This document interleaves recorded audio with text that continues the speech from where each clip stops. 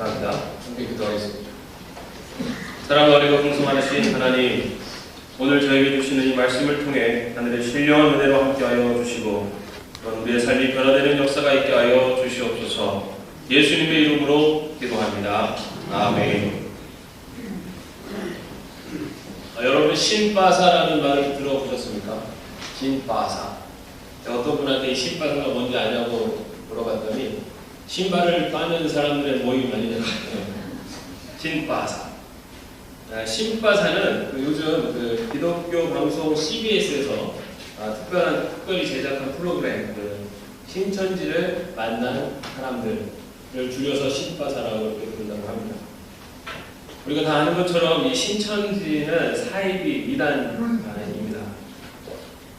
이 신천지는 정통 교회를 부인하고 그리고 교주 이만희를 신격화하는 그런 이단 집단입니다.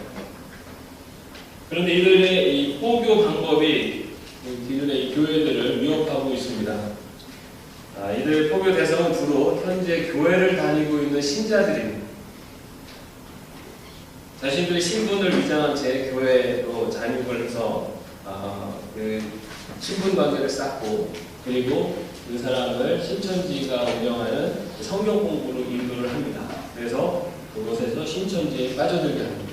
그렇게 몰래 한 명 한 명 신천지 교인으로 만들어가면서 그 교회에서 그 세력을 확장을 합니다. 그러다가 어느 순간 세력이 확장됐을 때 그 교회를 신천지 교회로 기존에 있던 목회자를 다 쫓아내면서 신천지 교회로 바꾸는 포교 정책이 신천지가 이제 쓰고 있는 포교 방법입니다. 이들은 교회 몰래 숨어 들어가서 교회 전체를 삼켜버리는 어떻게 보면 교회의 암적인 존재들입니다.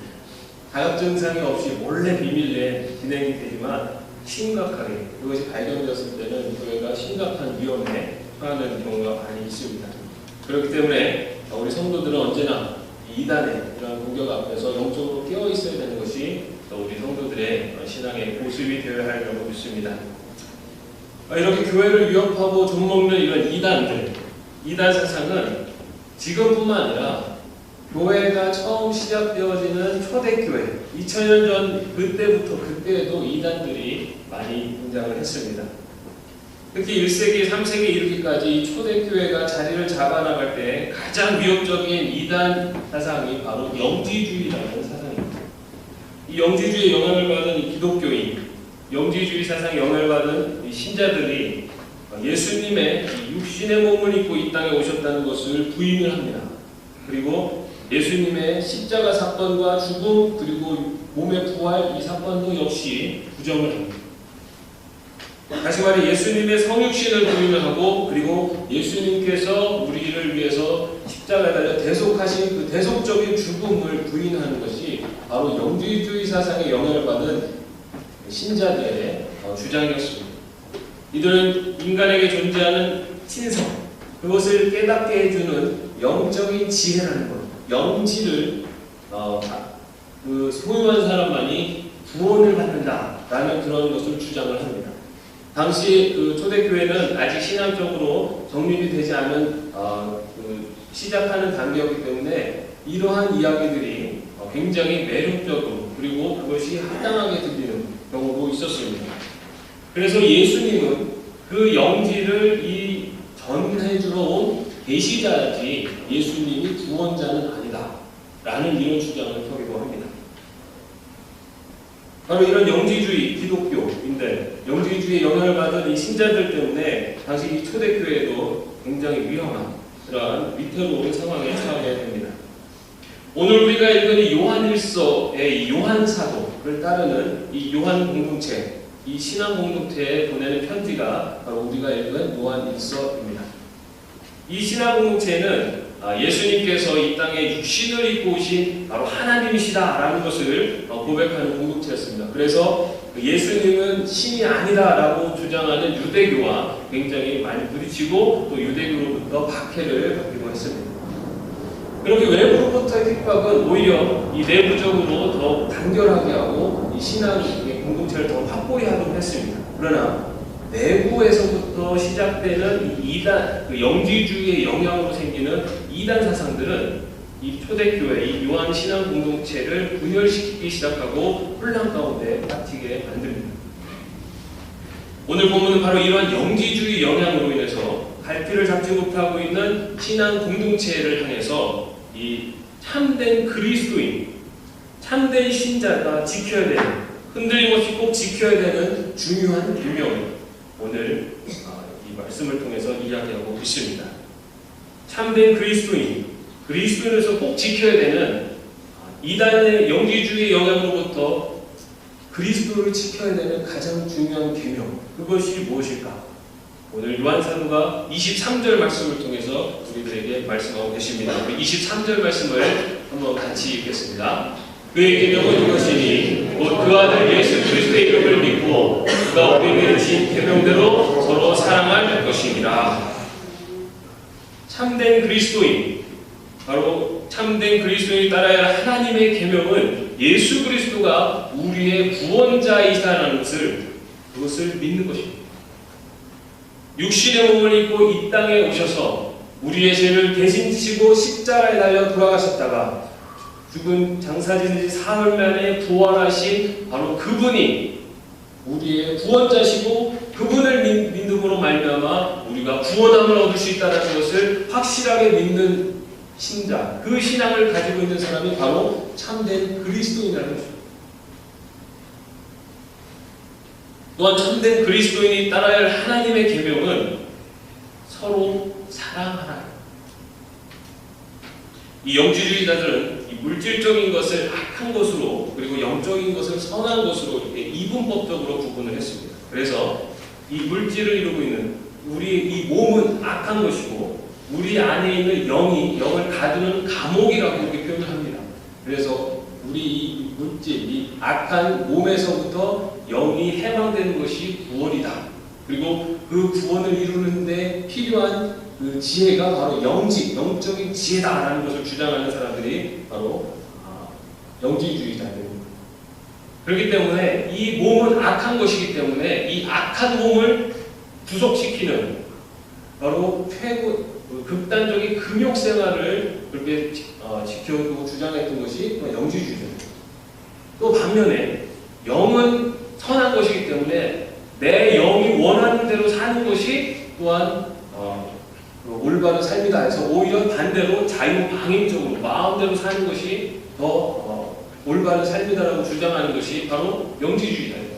그래서 아주 극단적인 삶의 모습으로 이 영지주의자들의 삶이 나타났습니다. 그런데 극단적인 금욕주의를 말하든 아니면 자유방임적인 그런 삶을 이야기하는 이들의 삶은 바로 개인의 구원 그리고 선택된 몇 사람에게만 구원이 있다라는 거기에 초점이 맞춰져 있습니다. 이런 영지주의자들의 개인 중심적인 그런 삶의 모습과 대조적으로 그리스도인 신앙 공동체가 추구하는 삶의 모습은 형제를 사랑하는 이타적인 삶을 살아야 한다라는 것을 요한 사도는 강조하고 있습니다. 그것은 자신의 목숨을 버릴 만큼 형제를 사랑해야 한다라는 16절 말씀에서 더 강하게 이야기되고 있습니다. 이처럼 요한 사도는 참된 그리스도인은 예수 그리스도를 구세주로 믿는 것과 그리고 형제를 사랑하라는 하나님의 계명을 지키는 사람이 바로 참된 그리스도인이다 라고 그렇게 분명히 이야기하고 있습니다. 그렇다면 예수님을 믿는다는 것과 이웃을 사랑한다는 것에는 어떤 관계가 있을까요? 한 가지 짚고 넘어갈 것은 이 편지는 이미 예수님을 고백한 신자들에게 보낸 편지입니다. 바로 요한 신앙 공동체는 이미 예수 그리스도가 구세주라고 고백한 사람들입니다. 그렇기 때문에 이 편지는 바로 저와 여러분들에게 보내는 바로 편지라고 할 수 있습니다. 우리가 고백하는 그 믿음 그리고 우리의 삶의 모습이 과연 어떤 관계가 있는가 그것을 오늘 말씀을 통해서 우리는 알 수가 있습니다. 일단 사도 요한은 앞에서 살펴본 것처럼 23절에서 하나님의 계명은 예수님을 믿는 것과 그리고 형제를 사랑하는 것이다 라고 분명히 이야기합니다. 그런데 그 두 가지가 바로 다른 두 가지 같지만 하나의 계명, 바로 하나님의 계명이다 라고 이야기합니다. 하나님을 사랑하는 예수님을 믿는 것과 이웃을 사랑하는 것이 하나라는 것. 우리 종종 이런 이야기를 많이 합니다. 믿음은 좋은데 우리가 그렇게 살지 못해, 우리가 그렇게 행하지 못해, 그런 것 같아 라는 이야기를 종종 합니다. 내 믿음은 이만큼인데 내가 살아가는 모습은 그것을 따라가지 못하는 것 같다 라는 이야기를 합니다. 정말 그렇습니까? 여러분, 어쩌면 내 삶의 모습이 이만큼이고 내 믿음이 이렇게 생각하는데 그게 아니라 내 삶의 모습만큼의 내 믿음이 있다고 볼 수 있습니다. 내가 살아가는 모습이 바로 내 믿음의 모습이 그대로 나타나는 것이다라고 볼 수가 있다고. 믿음의 깊이, 믿음의 분량이, 신앙의 깊이가 바로 지금 내 모습에서 그대로 나타나고 있다라고 우리는 이야기할 수 있습니다. 한 여행자가 계곡에서 미끄러져서 그 벼랑에 떨어져 버렸습니다. 그러나 가까스로 작은 나뭇가지를 하나 붙잡고 매달리게 됐습니다. 그래서 이 남자가 겁에 질려서 소리쳤습니다. 거기 위에 누구 없습니까? 나 좀 살려주십시오. 그래서 어떤 음성이 들려왔습니다. 내가 여기 있다. 나는 주 너의 하나님입니다. 오 하나님, 저를 구해주십시오. 그래, 내가 널 구해주겠다. 그 전에 내가 너한테 한 가지 물어보고, 너는 나를 믿느냐? 믿고만. 저는 하나님을 믿습니다. 그렇다면 이제 그 나뭇가지에서 손을 떼어라. 그러자 여행자는 깜짝 놀라면서, 그렇지만 주님, 내가 이것은 절벽입니다. 이것을 놓으면 내가 떨어집니다. 다시 하나님이 말씀하십니다. 내가 잡은 손을 놓아라. 잠시 침묵이 흘렀어요. 그러다가 이 여행자가 소리쳤어요. 뭐라고 했어요? 이야기상으로는 어이, 거기 위에 누구 다른 사람 없습니까? 이렇게 소리쳤다고 합니다. 여러분, 근데 정말로 이 여행자가 하나님을 믿었다면 그 나뭇가지를 놨겠습니까? 안 놨겠습니까?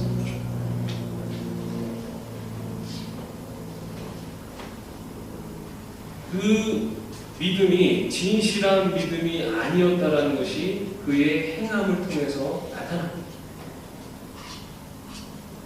우리는 믿음의 분량만큼, 그리고 우리의 신앙의 깊이만큼 이 땅에서 행하며 살아가고 있는 겁니다.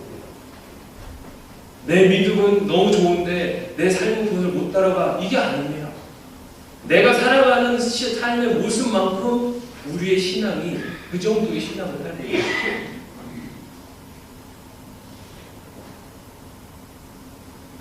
그렇다면 나의 믿음의 분량이 얼마나 되는지, 내 신앙의 깊이가 얼마나 되는지 어떻게 알 수 있습니까? 18절, 19절 말씀을 함께 읽겠습니다. 자녀들아, 우리 18절, 19절. 자녀들아, 우리가 말과 혀로만 사랑하지 말고 행함과 진실함으로 하자. 이로써 우리가 진리에 속한 줄 알고 또 우리 마음을 주 앞에서 굳세게 하리니. 말과 혀로 사랑하는 그 사랑이 아니라 진실한 행함으로 나타나는 그 이웃 사랑을 통해서 우리의 신앙의 모습을, 우리가 진리에 속했다는 것을 증거할 수 있다고 이야기하고 있습니다. 사도 요한은 예수님을 믿는 것과 형제를 사랑하는 것이 하나의 계명이라고 분명히 전합니다. 다시 말해서 내 믿음의 분량은, 내 신앙의 깊이는 내 삶 속에 나타나는 이웃 사랑을 통해 증거된다고 말하고 있는 겁니다. 내 삶의 영역에 이웃을 향한 구체적인 사랑의 실천이 바로 내 믿음의 분량입니다. 1년에 몇 번 주일을 지키느냐, 아니면 헌금을 얼마나 하느냐, 이게 믿음의 측정을 하는 것이 아니라 내 삶 속에서 내가 이웃을 위해서 얼만큼의 사랑의 실천을 하고 있느냐가 내 믿음을 보여주는 근거라는 겁니다. 그래서 사도 요한은 4장 20절에서 누구든지 하나님을 사랑하노라 하고 그 형제를 미워하면 이는 거짓말하는 자요. 그리고 보는 바 그 형제를 사랑하지 아니하는 자는 보지 못하는 바 하나님을 사랑할 수 없느니라 라고 그렇게 말씀하고 있습니다. 아무리 교회를 오래 다녔어도 내 삶 속에서 아직도 신실한 그 사랑의 행함이 없다면 내 신앙의 깊이는 그 정도라는 겁니다.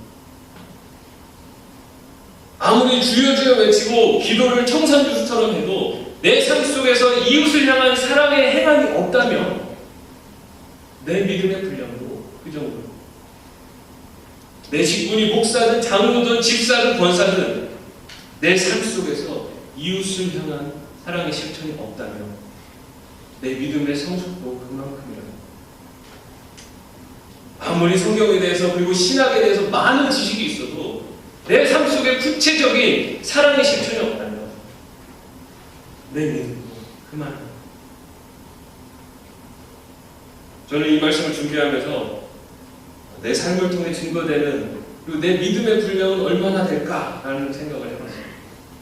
정말 부끄러웠어요. 생각을 했지만 실행으로 옮기지 못했던 많은 경우들이 있습니다. 스스로 합당한 변명을 만들어서 회피했었던 많은 경우들이 때가 있었습니다. 이런 마음을 20절에서는 우리 마음이 혹 우리를 책망하는 일이라 라고 이렇게 표현하고 있습니다. 도움이 필요한 이웃을 보았을 때 도와줘야 한다는 그 양심의 소리가 있었지만 그것을 외면했던 순간들이 우리들의 삶 속에 얼마나 많습니다. 그렇다면 신앙인은 도와달라는 사람 다 도와줘야 됩니까? 왜 안 됩니까? 도와주면 안 됩니까? 주님은 나를 위해 목숨까지 바치셨습니다. 그리고 그 사랑을 이웃에게 전하라고, 이웃에게 그것을 실천하라고 말씀하셨습니다.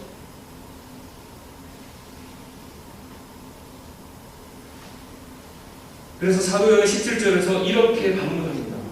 누가 이 세상의 재물을 가지고 형제의 궁핍함을 보고도 도와줄 마음을 닫으면 하나님의 사랑이 어찌 그 속에 거하겠습니까? 여기에 우리의 신앙의 깊이가, 믿음의 분량이 나타납니다. 이웃을 신실하게 사랑하기 위해 내가 감당할 수 있는 수준까지의 내 믿음의 분량이 바로 우리의 사랑의 구체적인 실천을 통해서 나타나는 것입니다.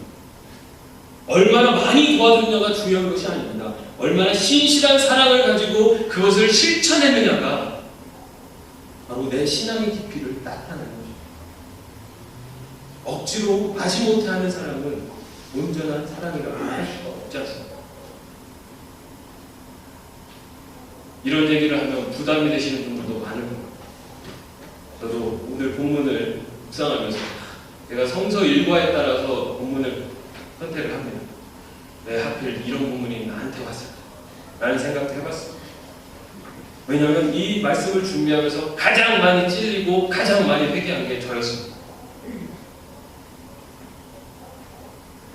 이웃을 사랑하는 그 사랑의 모습이 내 믿음의 분량이고 내 믿음의 현 주소라는 거예요. 그럼 이렇게 이야기할 수도 있습니다. 나 하나도 권사하기 힘든데 어떻게 이웃을 도와주란 말입니까? 도와달라는 사람 다 도와줘요. 나는 어떻게 살라는 겁니까? 저 역시 이 말씀이 부담스럽습니다. 하지만 이 말씀은 제가 부탁드리는 것이 아닙니다. 여러분, 성경을 통해 말씀하시는 바로 하나님이 우리들에게 주시는 하나님이 지키라고 하는 계명입니다.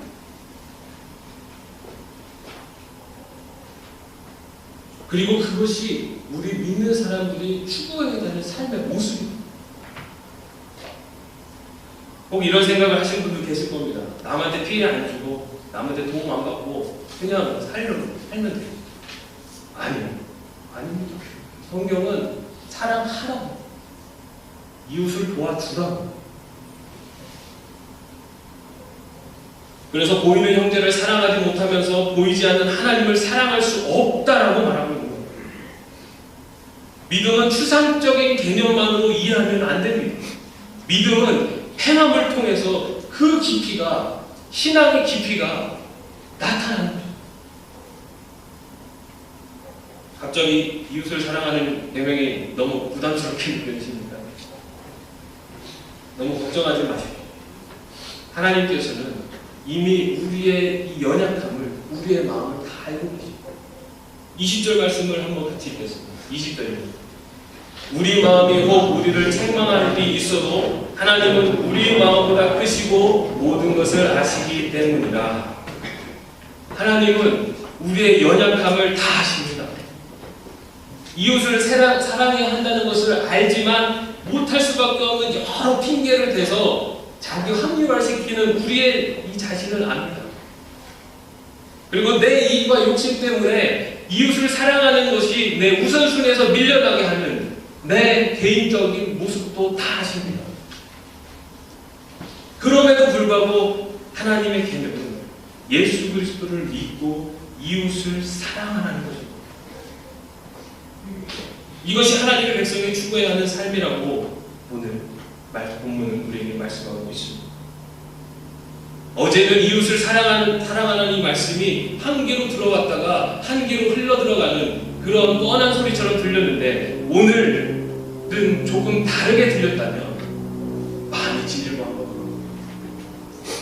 그러나 우리의 신앙이 깊어지면 깊어질수록 이웃을 사랑하는 바로 이 개념, 이웃을 사랑하는 실천이 우리들의 삶을 변화시키는 강력한 원동력이 될 것이라고 믿습니다.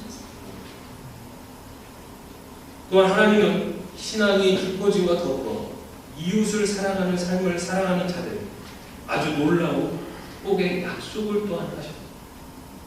22절 말씀으로 함께 읽겠습니다. 무엇이든지 구하는 바를 그에게서 받나니 이는 우리가 그의 계명을 지키고 그의 앞에서 기뻐하시는 것을 행함이라. 하나님의 계명, 즉 예수님을 믿는 온전한 믿음을 가지고 그리고 진실한 사랑을 실천하는 자들,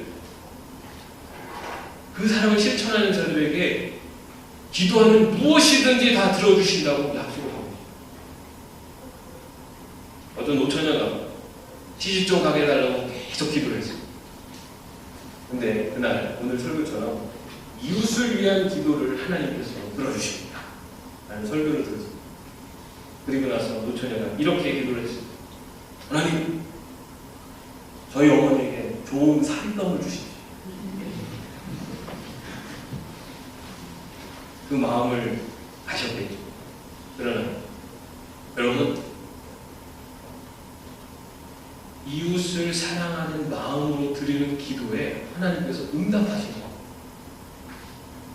모아의 아버지라고 불리는 조지 뮬러는 5만 번의 기도 응답을 받았음을 그의 삶을 통해 고백합니다. 5만 번의 기도 응답을 받을 수 있었던 것은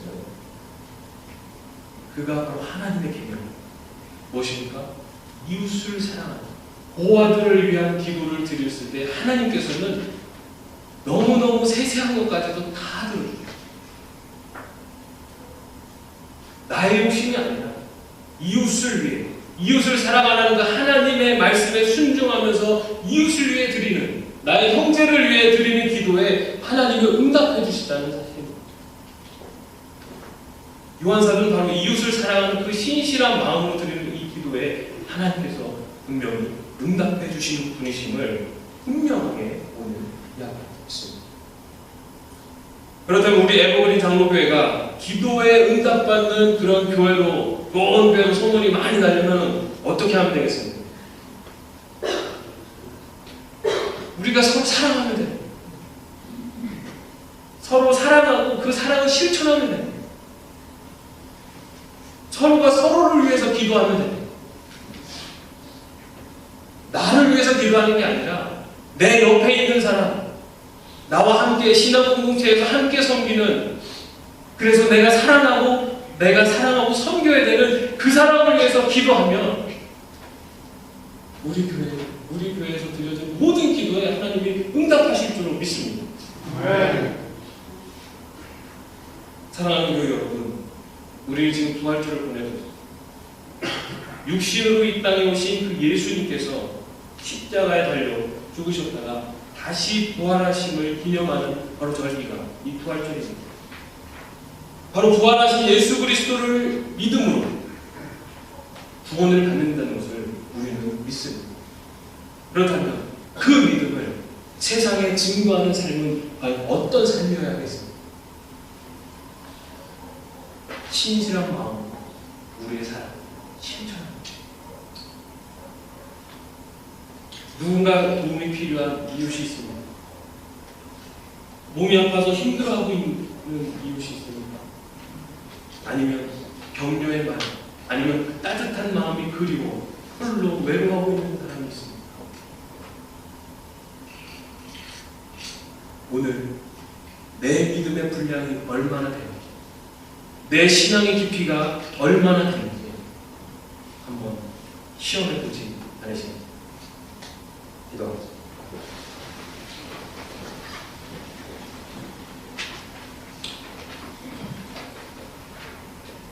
사랑의 하나님, 오늘 예수 그리스도를 믿고 이웃을 사랑하라는 하나님의 계명을 통해 우리의 삶을 돌아보게 하심에 감사합니다. 믿음의 백성으로 사랑을 실천하며 살아갈 수 있도록 인도하여 주시옵소서. 용기가 필요하고 결단이 필요하다면 주 성령님께서 인도하여 주셔서 하나님의 계명에 순종하는 삶을 살아갈 수 있도록 인도하여 주시옵소서. 예수님의 이름으로 기도합니다.